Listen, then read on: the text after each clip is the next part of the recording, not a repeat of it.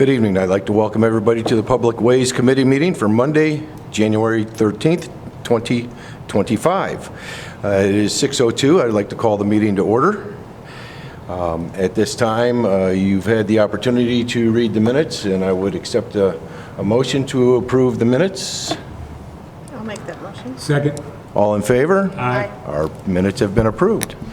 Okay, let's move right on into public comments. If anybody would like to address the committee, I ask that you step forward, state your name and address, and we'll give you approximately 3 minutes to voice whatever you wish.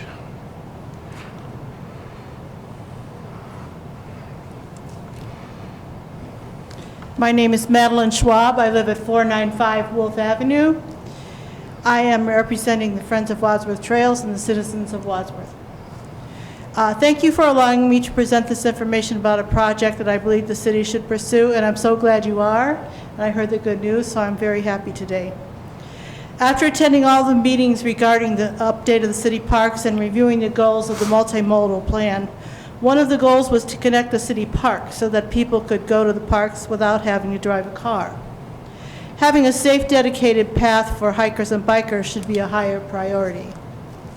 With this in mind, I'm suggesting the sidewalk from Holmesbrook Park on College should be extended all the way up to Sunset.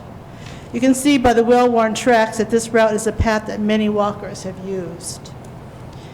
Currently, bikers have to ride in the street to get to the fishing deck in Holmesbrook, and this is a very dangerous area for bike riders to ride on this major thoroughfare. I believe that we should promote activities like fishing and hiking and give those teenagers a safe path to get to the park. The extension should be a nice wide sidewalk like the one on Chestnut Street for bikers and hikers to use so they can connect to Memorial Park or Valley View Park. I know that the city is revising many of the parks, so I hope you will consider a safe passage to get to these destinations, and I know you are, so thank you. I want to know that the city has taken a look at the project, and you told me you have. This area has been neglected as long as I have lived here for 47 years, and this is an issue that needs pursued. In conclusion, I will always promote projects that will make Wadsworth a safer place for citizens to live. Thank you. Thank you, Ms. Schwab. Anybody else? Good evening, Council President, members of the committee, Mayor. My name is Nick Belliardo from the Wadsworth Municipal Airport, your franchisee operator, and I wanted to come before you today to share a few comments and some great things that have been going on at the airport. I think often an airport is a place of mystery and wonderment and perhaps confusion as to what may go on out there.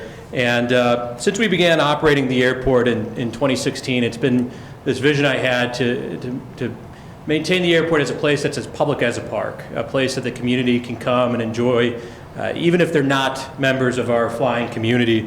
And a highlight of that is our Balloons Over Wadsworth event that took place in August. Many thanks to everybody on the table here for your help in fire and EMS and parks.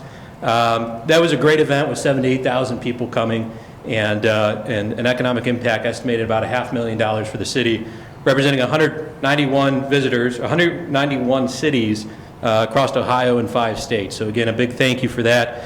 But in addition, we've hosted many field trips, aviation merit badges, and visits to the airport. And if there's one thing I'm confident in, that's the curiosity of kids. I think that every kid that we've brought to the airport, when they see an airplane on the ramp, they want to open the door and look inside. And it's our flight school, Abbott Flight Academy, that fosters that curiosity, that leads to great careers and opportunities for these kids in aviation. By many metrics, Wadsworth is home to the largest flight school in the state of Ohio, arguably 5% in the country. And we're happy to share that over 100 students earned their private pilot certificate and additional ratings in 2024, most of whom were under 21. Often working alongside our EMS folks is the Cleveland Clinic medevac operator.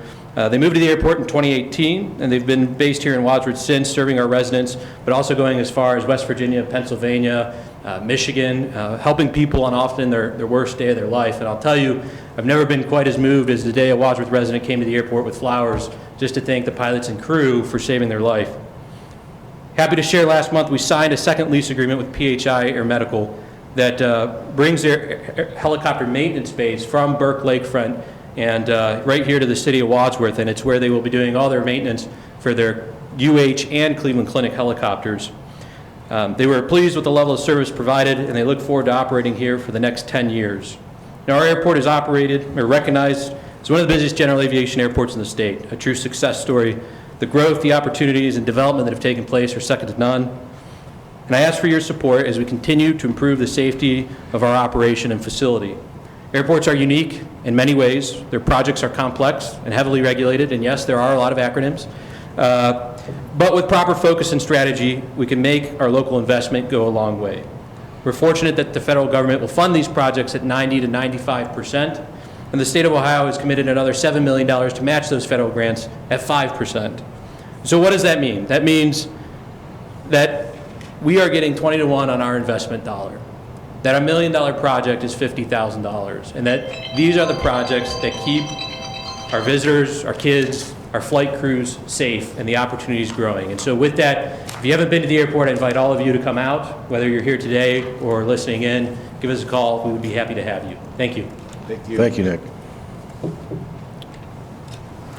All right, let's move on into our other agenda items. We'll begin with the parks and the Memorial Park Phase, North Park Phase improvements. Mr. Bellick. Members of the committee. A few updates out at the Memorial Park area. The water main is now complete, passed the pressure test and bacteria testing out there. We did have a couple of issues with some leaking on the new line when they initially put it in. If you remember the last meeting, I said that they were going to have the concrete poured back before this meeting. That did not happen just because they did run into some issues with leaks. That is all remediated at this point. It's good to go, so this week they'll be getting the concrete poured back in both Old Street and Grandview, so we should be good to go there. The sanitary sewer is being tested this week. We have to vacuum test the manholes, pull a mandrel through the main lines itself. Pending no issues there, we should be good to go. The electrical pull boxes will be set this week, so they'll be set to finish grade. And this Friday, we will be having a pre-construction meeting for the third phase of the project, which is going to include the connectivity sidewalks, the parking lots. So it's kind of the final phase of that project, which we're excited to get off the ground. Any questions on Memorial? The restroom, is it in place? The restroom, they're being plumbed this week. Okay. Our hopes is to have the utilities into the building and the pad finished this week, and then I can schedule the delivery of the building. It's sitting on the lot, ready to get on a trailer and come this way. So once those utilities are there, they'll come in and set it. Great. Thank you. Any questions? No. Okay. The Pocket Park. Pocket Park, one of the fire pits is completely finished. The other one is finished except the stone veneer around the outside. This week the electrician's going to be in. He's going to be pulling wire through all of the conduits that's already in place. I'll be setting a control cabinet, and he'll be running the controls for the fire pits. So they'll be testing them once they're all hooked up. They'll also be setting the gas meter for those fire pits. So they'll be ready to go. The weather's got to warm up a little bit where they can put the veneer around the second one, because you can't have mortar that's freezing and expecting it to bond to that surface. Contractor is thinking, once the weather is cooperating with them, they have about 2 weeks of work left there. Got to get the artificial turf in, and that lower plaza, and then the concrete and the foundation for the stage. So pending the weather turns and we get some good weather, which the next week and a half isn't looking too good, we'll keep pushing forward on that. Great. Any questions on the Pocket Park? Okay. Let's move on to Freed Park improvements. Okay, I'm going to take over from here, list the next few items. We have, just for background, city's budget is, of course, a calendar year budget, and so to get a project from its dreaming stage to completion in one calendar year is somewhat aggressive in construction language, and so we're really trying to move quickly to get these done. So what we've done on a number of projects now is we've already put out a request for qualifications, And just to explain very briefly, when it comes to getting requests from firms to come in and be a consulting engineer, we have 10 projects that we want done, and we want them all done this year that are the smaller type of projects like these 3 we mentioned. And so to send out requests to get consultants to propose on all of them can be kind of cost prohibitive for them, because each one requires a lot of effort. However, what we've done it is an RFQ is really a generic proposal that is very easy for them to do. To basically talk about, it's explaining how good their company is, how they address projects, but not getting into the details of our projects, so they can just generically send in something to cover all of them. And so we've done that, and that way people can put their hat in the ring for all the projects that are proposed, and that will help us to move forward quickly on selecting, getting people on board, and getting a nice group of applicants. And so I started typing the RFQ on Tuesday. It was actually online by Friday and posted, thanks to Matt here. And then it'll be in the paper on Tuesday, advertised, and we're going to be getting consultants need to propose by the 24th. So things are moving pretty quickly to get this stuff going. And I've already heard from two folks who are already interested in the project. So we look like we should get some good applications, proposals to get these things going. And the number one emphasis of these is time. For us to select you, you need to be able to get these things done on time, which can be hard for consultants. And so that's the primary basis for selecting these people, is that they can move quickly to get this done by the calendar year. So the Free Park is proposed for design and construction this calendar year. So that's particularly fast moving. The Valley View and the Weatherstone are budgeted just for design. And so we've distinguished those in the RFQ that those are just design only. But in theory, we've held them to the same schedule, because if somehow funds become available, we would want to be able to move just as quickly with those. So those 3 are all part of that RFQ. We'll be hearing from consultants by the end of January. We should have people under contract early February for them to start design to keep the schedule on track. Okay. That covers all 3. Any questions? Mr. Rosberg, if I could Yes. just chime in. Mr. Davis was instrumental in the processes. He really was pretty humble there with his statement, and I thank him for his work. I want to make sure the committee and council president understand why we introduced this new practice in our projects.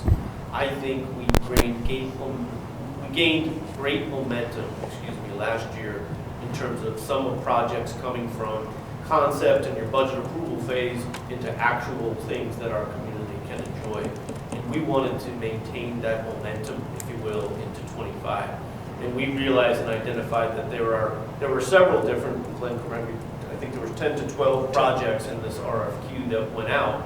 And so everything from things that were infrastructure oriented, like utility line SSO work, to park work that you see here, a bulk water station for the water treatment plant that's been an EPA mandate for us. So we took the initiative to lump together a bunch of projects with the hope that it went out to market and design firms, and we could quickly turn around and select a qualified firm and then get them under contract to begin the process as soon as possible. And so that's what we wanted to do. What comes next is the process of, don't be concerned that, oh, we weren't involved, we weren't engaged, because before we go out and award any of those things, we have to come to you and get authorization to do that. It's just a matter of moving quicker on some of these budgetarily approved projects to get a design team initiated. Again, this doesn't mean that we won't go through a bidding process to award a construction contract later in the year. This is just the design phase, if you will, for many of those projects and those design professionals that are so important for us to have. And really, selecting design professionals isn't about getting the lowest cost. We want the most qualified entity to do the work for us. And use an RFQ process for that particular idea. It's something that is new to us. We're giving it a test ride. I appreciate Glenn's efforts and works and commitment to meeting my expectations, but I hope it translates into meeting your expectations to get things off the ground. So that's why we chose this new process.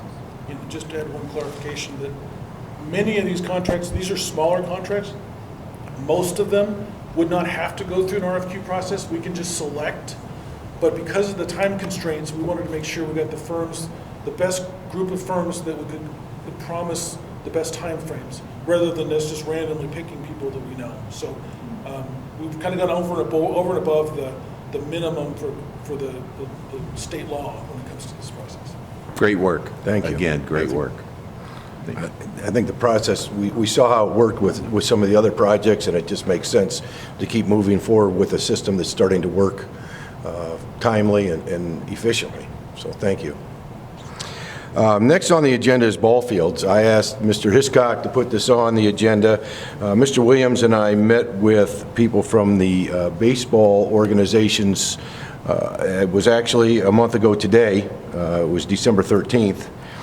And we had several discussions with some of the parks being moved and some of the fields and things, and what can we do to help them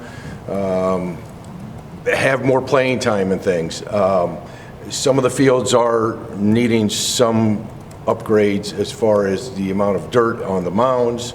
Drainage on some of the fields has been an issue, and they're canceling games, and then rescheduling becomes a challenge. Those are all things that they brought to us.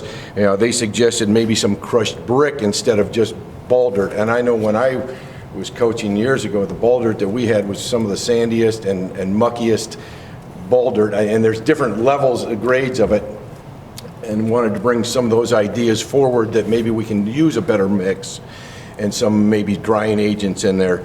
But one of the things that it was quite interesting we talked about, and it follows right up against Freed Park. We have saved the lights from Memorial Park Field to use at Freed Park. That was the concept we had then. That park probably won't be playable this year. Is that correct? I think that's correct. And I guess one of the things we talked about, what is the feasibility of using those lights and putting them up at AC Field? We'd let them play a little later. We'd get some older kids playing under the lights, which is always a fantastic experience for kids. If you've never played under the lights, playing baseball, the first time you do it, it's unbelievable. I even shared my experience of the first time I did it. I walked the first 3 batters and then gave up a grand slam in a tournament. So that was my first, and it wasn't a great experience for me, but having never been able to really practice under the lights, play under the lights, and then you get into a game like that, it's exciting. It's a whole different level. That would let them play another game or 2 a night, which would ease up some of these other fields. So I wanted to, throw some of these ideas out and share some of our discussions with them. They're really trying to build the program back up. It did take a dip a few years ago when lacrosse became such a big thing. Fields have been a challenge, and we could even have some evening, under the light adult softball games again in the evenings down there. So I would tell you, sorry.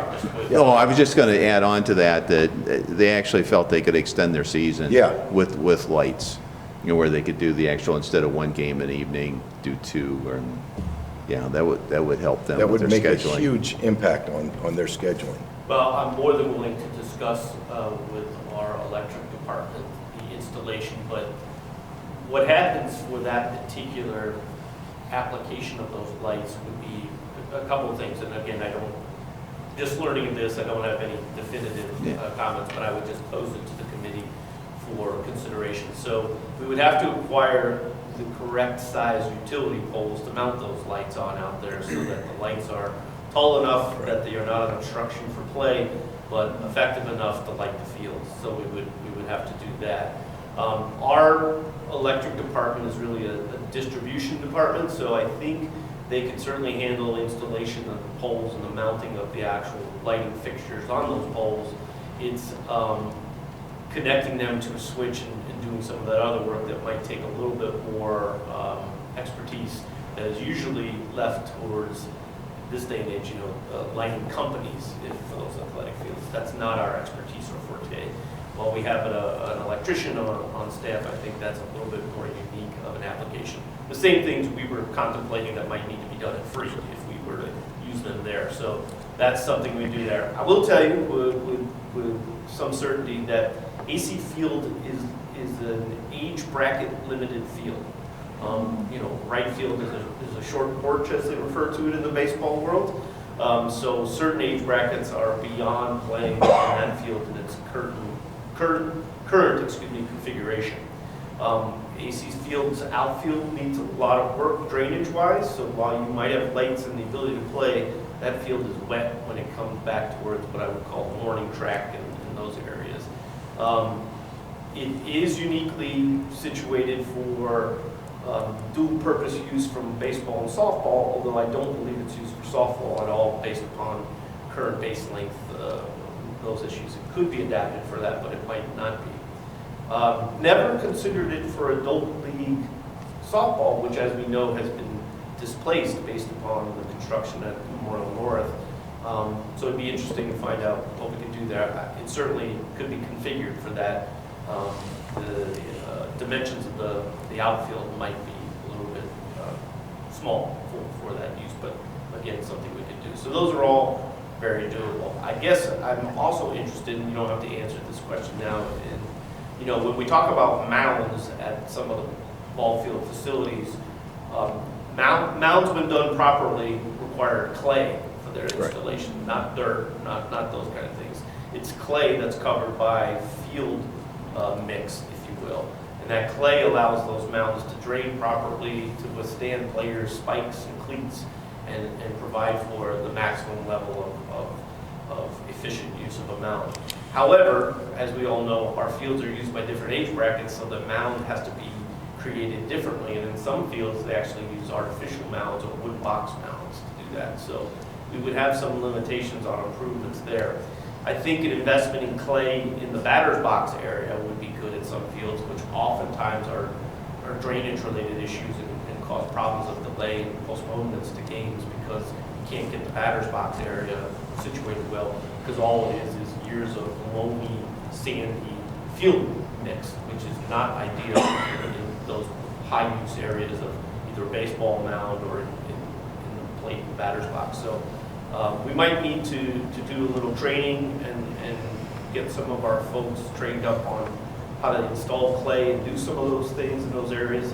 All of that can be enhanced with the use of better quality or higher quality field mix, baseball mix, if you will, to improve those fields. So, it's January, and right. I think we might be able to make some improvements. I can't promise all of the improvements that we might have discussed there, but we might be able to take some of that on. I think Mr. Pellick and I can get with Mr. Haig, and we can figure out what we can do to address some of those concerns. I would perhaps ask Mr. Rosberg, Mr. Williams, if you have specific notes from any of those meetings. I'd be happy to try to address some of those if you can get those notes to me in an email form or however you'd like. I'd be happy to try to address some of that. And I do have notes, and I'll type them up and get them to you. Another request they did have was possibly a porta pot at Miller Field. Yeah, that seems to be an issue. Yes. Yeah.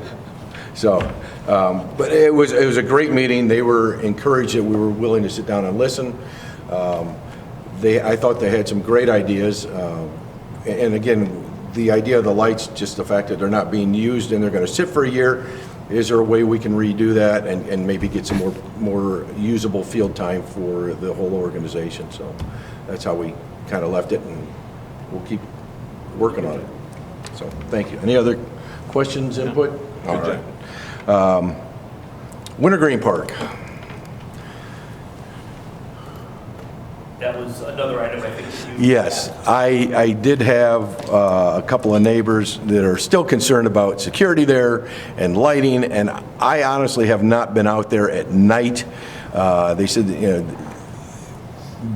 they were just concerned somewhat about,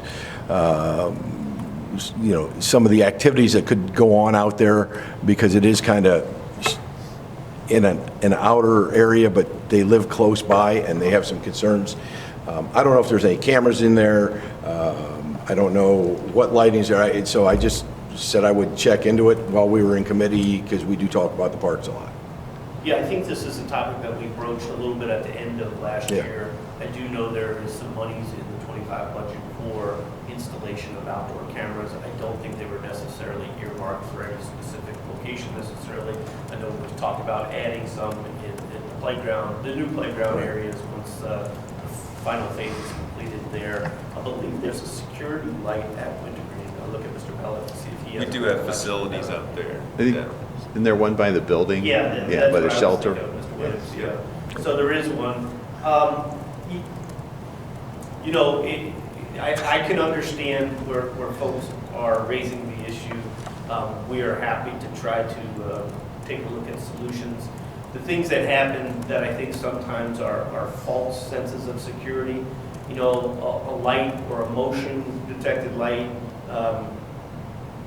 doesn't prevent everybody from using the park after hours. A camera does the same. You know, there isn't someone that's sitting behind a camera watching that camera 24 hours a day. So if they see someone in the park or nefarious activity or whatever they might detect, there won't be someone sitting behind a desk looking at that at 10 o'clock on a Saturday necessarily to be able to inform the police department. So we can make a lot of investments in areas that sometimes don't result in the return that the folks who are requesting those investments really believe. So I don't want to make a misrepresentation or false representation that, yeah, we can put several $1,000s of investment and those folks won't be having the same issues or concerns that they currently have. But we'll double check. We'll take some look at lighting opportunities out there. We'll take a look at camera opportunities in that area.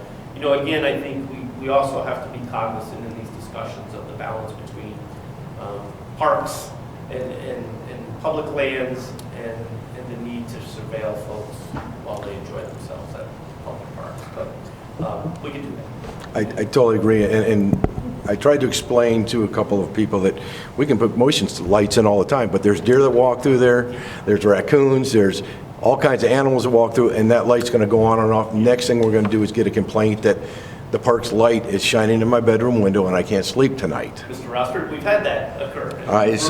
We've removed motion lights. Yeah, so I tried to work a balance, but I said I would bring it up and we would have discussion, so I appreciate that. Any other discussions on those items? Okay. I have one. Yes. We had it in the budget to do some cleanup in our wooded areas in 3 parks. Have we scheduled that? We have not scheduled that yet just because of the weather. We don't want to get in there and tear up more than we want to right now. That is scheduled in there. I believe it was under a rental line item right. for a forestry mulcher with the Parks Department. So once the weather's conducive for it, we'll get in there. Spring, fall? I would say late Question. spring. Late spring. Would be the timeline with that. So you do it after the thaw? Yeah, Okay. yeah. I mean, it's kind of a tough area. If it's too cold, it's good if it freezes. But if you get a little bit of a warm spell and you go in there and you rut the living daylights out of the place, you're spending a lot more time cleaning up ruts and things like that than going through there and mulching it up. So I would say late spring, once they get through their heavy mowing period, and if we get a really hot, dry spell during the summer, you know, the grass slows down, it'd be a good time to get in there as well. Thanks for that. I just didn't know what time of year they were going to do it. So, very good. All right, let's move on to streets, sidewalks, and parking lots, the 2024 sidewalk program update. I think I can speak to that. For this, at least for 2025, the letters have gone out to the property owners showing what areas need to be replaced. And we do have tentatively, we're looking at trying to get out for the city constructed bid items to get those out by about April is our target for the bid opening for that. So we're going to try to get those moving through pretty quickly. Okay. Questions? Okay. College Street and Treese Road grant application update. Okay, there are 2 ODOT grants that came across our desk. Each one's a little bit different focus, and so we've applied for both grants for this similar scope of work. One of the grants is a $2 million grant with a local match, I believe it's 10%, if I'm not mistaken. And so we proposed for that grant to construct College Street from roughly Chester to roughly Westview, possibly Sunset, to connect. There's a small portion of Holmesbrook Park that has a little bit of sidewalk there now. So continue that on past Wadsworth Road all the way west of there, and then so to tie that all together. So there's some topographic issues. There's a pretty steep hillside on one side. There's some poles in the way. There's just some details. And then that grant will go, is proposed to go on Treese also down to the soccer field's entrance.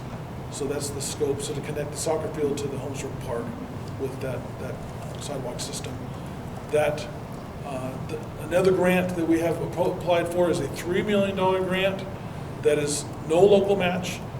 And that one we're proposing the same thing, College Street, same portion, and then Treese all the way down to Seville. So we've already gotten response back on the smaller of the two grants, and they've asked for some follow-up information that's looking at least fairly promising. We have not heard word about the application for the larger grant. What would be the timeline, Mr. Davis, in regards to these grants process? The smaller grant, the condition of the grant was that we are under contract with the contractor by June of '26. And so happened to get a response from a consultant about our RFQ who has some background in this, so I was able to ask them, is that reasonable to get that? And they seem to think it would be very reasonable for a local administered contract to be able to make that deadline. So that would be construction of year 26. The other one, did not have the strict timeline, so that could be 26 or 27, depends on the details of that. Okay.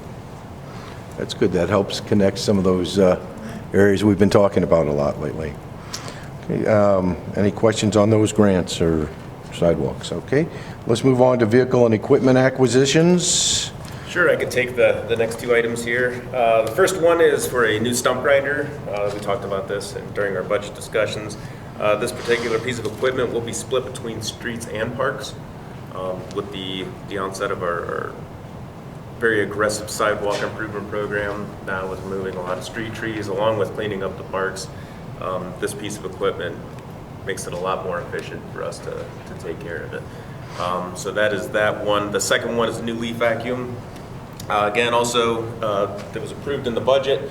It's for the street department. One thing with this piece of equipment that I would ask your consideration on is suspending the rules. If we could get that approved and get a PO cut and get our order in with that, there's a greater possibility that we'd be able to get it before the next or this coming leaf season. Okay. For just the leaf vacuum or for both? Correct, just the leaf vacuum. The stump grinder can go 3. Okay. Question on the stump grinder, what are we going to do with our old one? So that's a one-off. We could use that for more of a one-off application.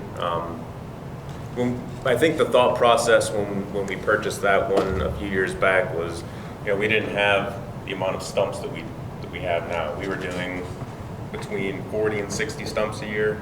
Now we're doing 300 to 400 stumps a year.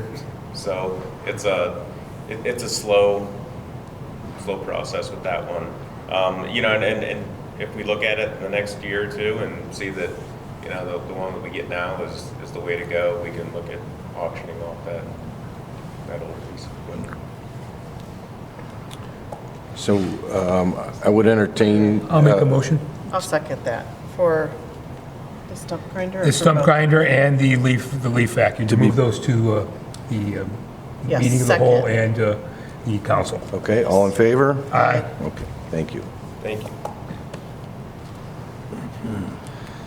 All right, let's talk a little bit about street improvements. So as part of our normal process and schedule, we have a request to enter into bid documents and contracts that are scheduled. We're trying to get that bid documents prepared here in February and hopefully have a bid opening in March to get that project moving forward. So that's just part of our normal program and on schedule as best we can do it. So next step is to get authorization to enter it, to negotiate and enter into a contract for that bid. I appreciate you moving this ahead a little bit, bringing this a little bit forward. You have a better chance of getting bids and quality bids. And so I appreciate you working on that. And the earlier the better, as far as I know. And I do believe we're going to try to make some efforts to see if we can get some an alternate, to see if we can get some of this parking lot fixes done as part of this one. We'll see if that works. Okay, thank you very much. Very good. Are streets and parking lots not separate, or I see it all rolled into one legislation? They are separate. So this street improvement program is for using street levy dollars. That's the 425. But if you have paving work, you can do additional paving work as addendums or additional items on that bid. We would just have to fund that work through a different form than the street levy dollar. So that's what we're looking to do, kind of some efficiencies of not only cost, but realize some efficiencies. Okay. Thank you for that. That was good clarification, because we've run into that before when they wanted to use street improvement funds for parking lots. Yeah, we will not be using street levy dollars No. for parking lot repairs. We cannot do that. Yes. But you can use the same contractor to do those works if it's within their scope and something that they're willing and provide us a price to do that seems reasonable. You just have to fund that work out of a different sort of funding source. Very good. Then I did attach two things. Again, thank you to Mr. Davis. I have heard for a long time council's frustrations and concerns when our timing that we went out to improve it. Well, when we met, we began meeting before the holidays and working on that RFQ that we've talked about a little bit. But we also began talking about prioritization of different projects and getting things out. And the street improvement program was one of those that, while we've talked about always coming to you earlier, it seems like it still happens in the springtime. We'd like to realize those numbers in the winter here and then award for springtime. Go that route. I know, speaking for myself and probably everybody up here, we appreciate that immensely. Yes. Yes. We can get this done earlier in the year, hopefully, and get better quotes. So thank you. I will entertain a motion to move this on. Now, do we have time to go a couple readings on this? Or I think so. I think so. We still have work to do Okay. to prepare the specifications and what we need to do. okay, so if I can entertain a motion to I'll move make this. that motion to pass this on to Committee of the Whole and City Council. Mr. Parrish, Yes, second? all in favor? Aye. Okay, we will move that forward. Thank you. All right, let's talk a little bit about the southwest parking lot improvements. So those last two items, I'll be relatively quick, I'll handle those for you. Those two items I listed on here as we did, and Mr. Davis talked about some of the items up in section 3. Those were both projects that were included in that RFQ that we were sending out. So again, the step is we'll be seeking professionals to help us with the design portion and creation of construction documents for both those projects. Hopefully with the idea that we'll have those in hand by summertime and then go out for construction bids come summertime and see where we go. So that's the process with those. They are included on that previously discussed RFQ. Okay. Questions? No. All right. We will move on to the airport and the Pappy project. So I can speak to the Pappy project is just one of waiting to go to bid again. We've had some delays for a variety of reasons, and I haven't lived all of those delays, but my people are telling me that the current plan with all that's going on is to have a bid opening here in May. So we'll be trying that again this next construction season to see how that plays out. And then I believe the last time it was a failed bid was what I recall. So we'll see how that goes next summer out. Okay. Mr. Parrish, I know you had mentioned you had some questions Yeah, on this. My questions were more with the weather system. Okay. Both of them have been on the agenda for, at least 6 months. And so there's delays. And what is the delay on the weather system? My understanding is that there's a multi-step process in order to get the design, and there's a device that needs to be placed on a piece of property. And so, but there needs to be a study to figure out exactly where is the best place to locate it. So step one is the FAA is requiring us to get kind of a handshake agreement from the property owner affected that they would be willing to consider a device on the property. And so that, we're in the process of doing that right now. And then once we get that sort of commitment from the property owner, then we can go forward with a study to see where exactly the best location is for this device. And once we set that location for the device, then there needs to be an easement, because there's a height limitation on a certain area once this device is done, to make sure it has visibility. So there's an easement document to be drafted that may be on one or multiple properties and then once that's drafted, then getting the property owners to then agree to that easement. So it's just a multi-step process that we're, and I can't necessarily speak for what's happened in the past as well, but I know we're embarking on that now to get everything done in the right sequence. Okay, my next question is, when did we know we needed this and so forth? But it looks like we can't necessarily answer that, I mean, because you couldn't speak to the others. But have we contacted the homeowner or the property owner?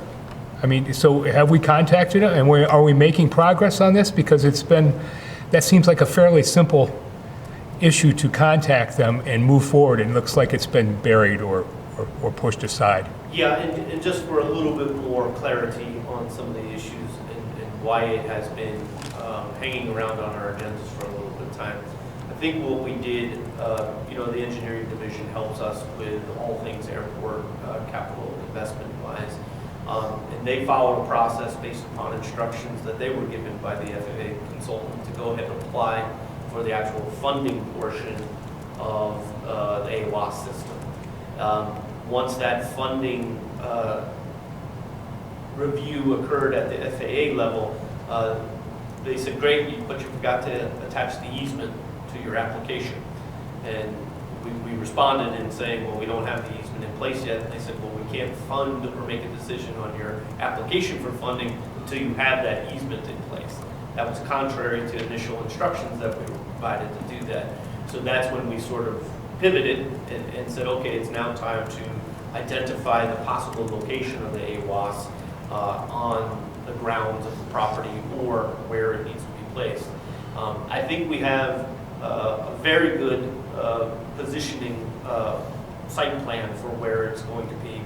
And the AWAS system requires a circumference easement, which is a little bit unusual. It's not a traditional easement that most lawyers would think of when they think of easements. It's a little bit different. So there was some discussion, do we need a specific expert to help us with this particular type of easement?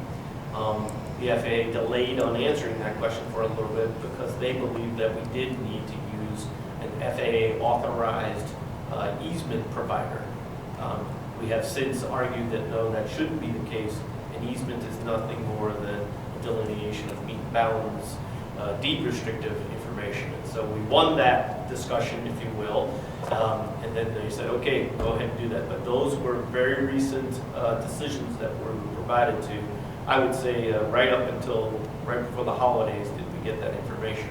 So now I have charged Mr. Morris with talking to the landowner where we might need it. It looks like 75% of the easement is on city-controlled property, and there's about a 25% part of the circumference easement that might intrude upon our farmer neighbors' land that they still own.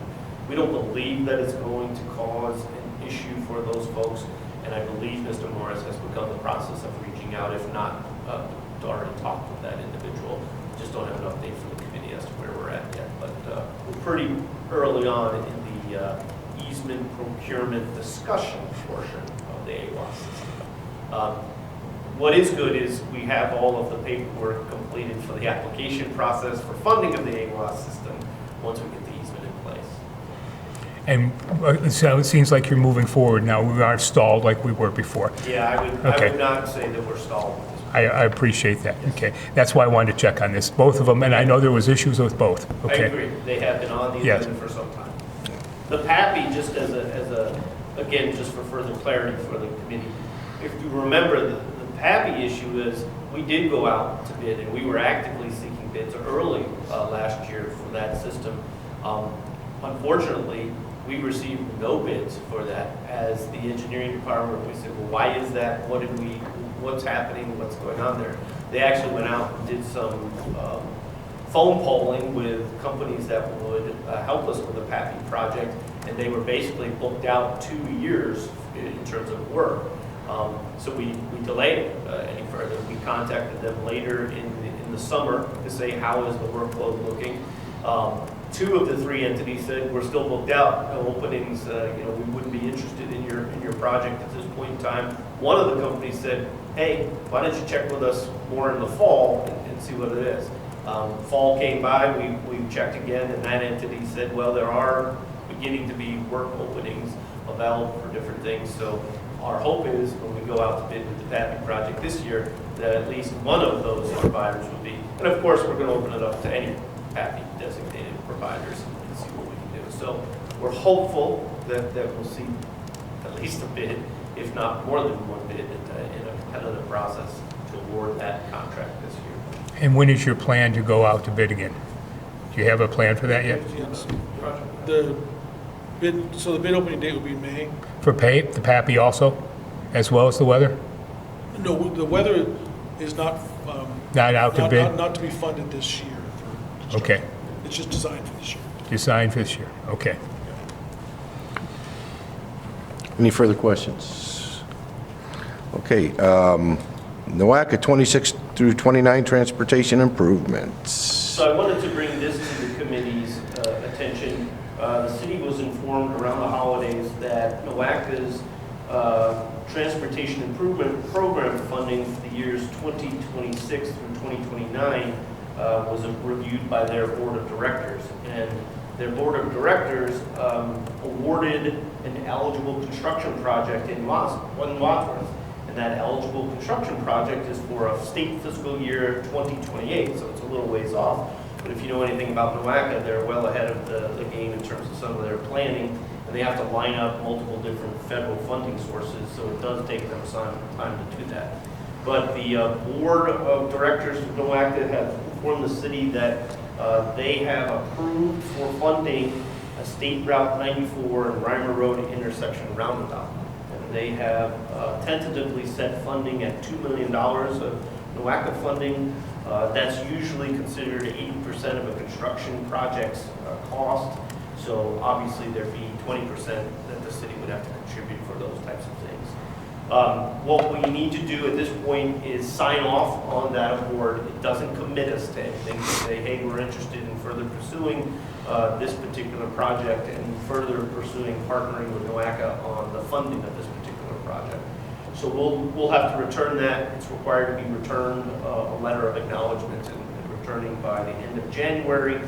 And then it will take probably a long period of time to design that actual project. And you have to have public input during those design phases and all of those different things.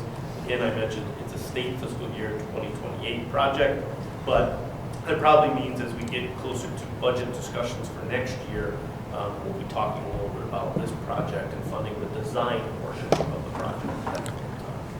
And that's at the closer intersection by Home Depot, correct, where we just acquired that land, not up at the other That's right. 94 and Reimer section? Thank Good. you for asking that question, Mr. Rosberg, because this is really something that has been on the radar of both ODOT as well as NOACA TIP funding projects since the time that we did the State Route 94 safety corridor. Because during that project's conceptual phases, there were 2 roundabouts contemplated. There was one at the area where Reimer and behind Home Depot and State Road come to be, which is a problematic intersection, Yes. I will tell the committee at this point in time. But there was also one at the, what I would call the western portion of 94 and West Reimer Road, where that comes into play. They actually had 2 conceptual roundabouts in place during the 94 corridor safety projects.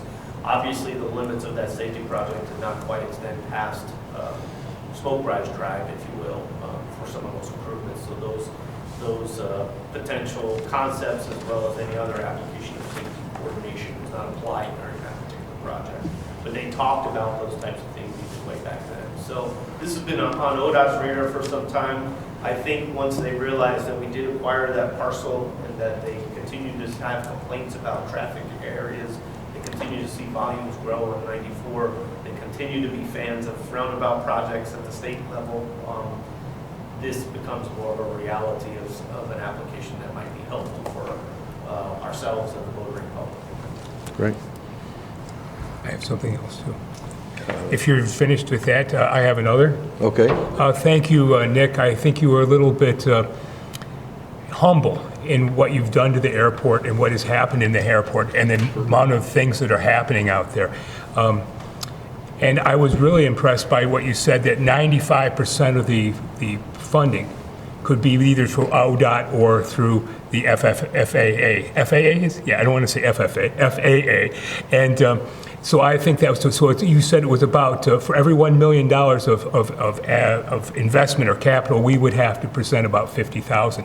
So I think that's really been really a good thing, and we always were looking for grants. And the second thing is they've brought in other businesses. They brought in the helicopter and now the maintenance for the whole country, I believe, and not just this area, for the helicopter maintenance and parts. And it's just not our area. So, and that's just building on and building, and I really appreciate that, and I think that that's something for us to look into. Thank you, Mr. Parrish. Anything from our administration? Okay, Jeannie? I just wanted to thank our street department and our plow drivers and everybody who was out and about, working lots of, long hours and so forth. The streets look really good, and they did a wonderful job. We have a good crew. Yes. Second. Hey, yes. The mayor and I both received an email yesterday from a resident, and it's something that we've talked about in the past. The Williams Reserve area, I want people to understand that the city does not own that property. There is a developer out there. It is in bad repair. The lights aren't working. We're working on trying to resolve that, I think, through the developer. But also, another step is, and I don't know the feasibility of this, is it something that we could eventually repair and put on their tax bill if they're not going to take care of it? Because it is getting pretty bad out there. Some of those potholes are going to swallow a car. Again, I know I responded, the mayor responded, and I've heard it out publicly. I drive through there all the time, and it drives me nuts, but I want the citizens to understand, the city's not responsible for that, but we'll do everything we can to move that developer into fixing what is theirs. Just by way of background for the committee, so again, that is what's referred to as a private street. So Williams Reserve Boulevard is actually a private street. And this is a lesson for all of us. I think the city and our engineering department understand and know this lesson, but this is why developers make decisions early that require regulatory observation. And they are allowed to install private streets. Why would a developer want to install a private street versus having a dedicated public street? Well, it's usually because that private street does not have to meet the city's standards for a public street. And the lesson that is learned here is private streets, when developed by individuals with a primary look at cost in terms of project analysis versus quality of construction and lifespan of construction, doesn't always meet the balancing item that we look at. And so the street is failing. It's now 20 years old. It's been failing. It's not just this year. It's been failing for a period of time.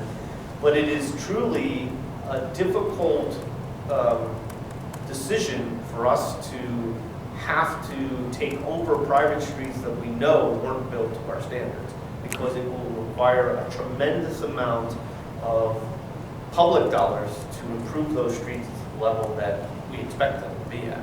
That is why the city is hesitant to do that. That is why the city works hard to make sure that developers maintain the streets that they invite the public into to deal with.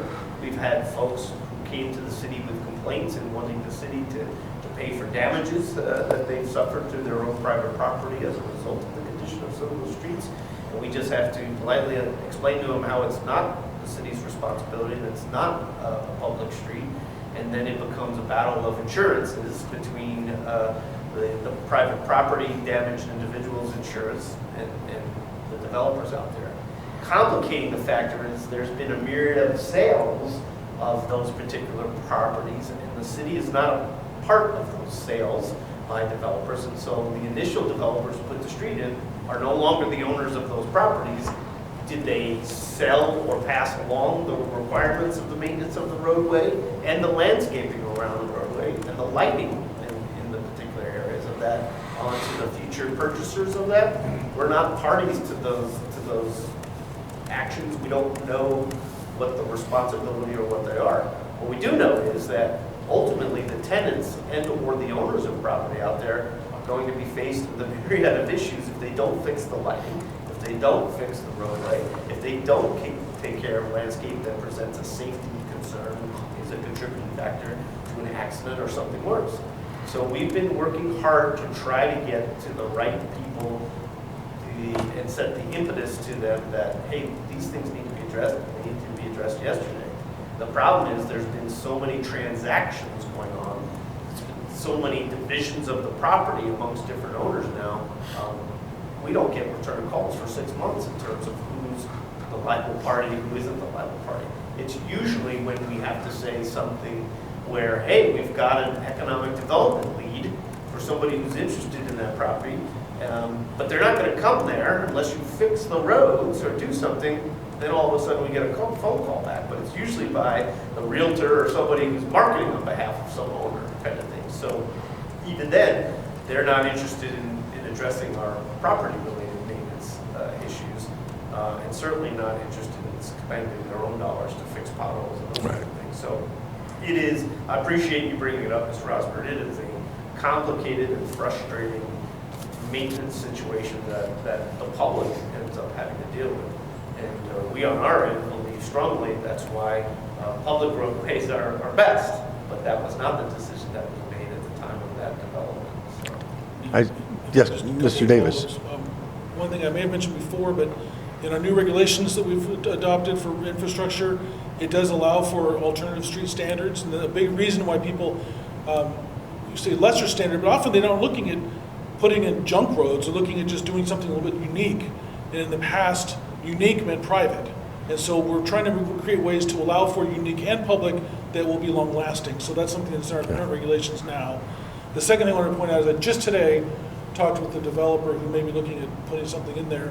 And we're looking at potentially asking them as part of their traffic studies to address the condition of those roads, and maybe in the planning commission decision for a new building to have to maintain those roads with that new project. So that's something we're contemplating as well. I just sometimes think it's, when there's something like that, the public feels it's the illness of the city to maintain it, and I just want our residents to understand that we do maintain what's ours. And we cannot just go maintain private property or take care of it without some kind of recourse, financially or litigiously. So, anything else? I've got one other thing I've asked for a long time, and Mr. Bellick's going to laugh at me. My acronyms. There are so many acronyms that come through, and I'm just not good with them. So you'll have it by Wednesday. By Wednesday. Awesome. I appreciate it. I think everybody on council will, because it's hard for us to keep up with it. It's just been a challenge for me all along. Our next meeting will be February 10th, 6 o'clock here in council chambers. And without any further ado, I will entertain a motion to adjourn. I'll make that motion. We are adjourned.